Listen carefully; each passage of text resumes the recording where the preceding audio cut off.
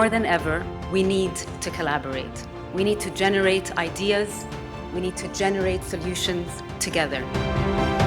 Nature contributes to everything that matters to humanity, including the ability for business to continue to thrive in the future. Stop taking nature for granted and look at nature decline as a risk and nature resilience and restoration as an opportunity for business to thrive in.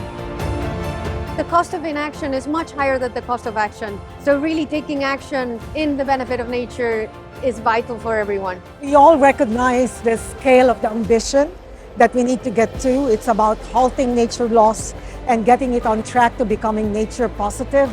I think we also all recognize the urgency of action, and this is the kind of situation that requires all hands to be on deck. We cannot succeed alone. We will succeed together. Convert ambition into actions and actions into impacts. Congress is a perfect place to work collectively on technical alignment and consensus building. Things are happening towards concrete solutions. I think it's really important to bring scientific leaders, conservationists and the business and finance community together. We're not speaking the same language. And so it's really critical if we're going to mobilise business and finance to contribute to nature positive outcomes, we have to have a common language system. Get transition planning, because I think having a transition plan that is both climate and nature together is so important. Governments need to set the scene by having the transition plans, and then businesses need to then take those and create their transition plans for climate and nature together. It's very important for us being a facilitator that bringing our clients is about bringing our stakeholders to take action wherever they can. And we want to do this by taking action ourselves, by embedding the topic of sustainability and nature across our businesses to ensure that we are acting and we are getting all others to act as well where possible.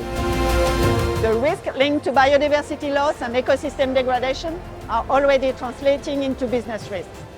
But they also open up opportunities for innovation, resilience, and long-term value creation. Let's embed nature into every investment decision and build a future where economies thrive because ecosystems do. The biggest risk I think we have is not the risk of the technology itself. It's the risk that we don't choose to try to innovate on conservation. It is not just an opportunity of technology, but it is an opportunity to engage in business. We will not exist if we cannot demonstrate that we are able to operate in a way that is sensitive to nature. So for business longevity, we have to do it. There's no really way to get around doing it. What we do in the next few years will affect what happens in the next few thousand years. We're part of nature. So what we do to her, we do to ourselves. Business success and conservation must move together. Without healthy soils, forests, and pollinators, there can be no markets. Working forests create standing forests. We all talk about this nature-based solutions, and then stop. Maybe it's time for us to think of how we can deliver. We can't do it alone. We have to have engagement from outside of the union, and the private sector is probably one of the most important elements. 50% of the world's GDP and economy depends directly on nature.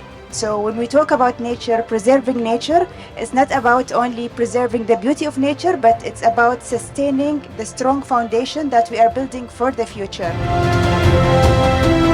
The next 4 years will decide whether we meet our global goals by 2030. It is a now or never that extend beyond conservation into development, into finance and diplomacy, because the future of nature is decided everywhere decisions are made.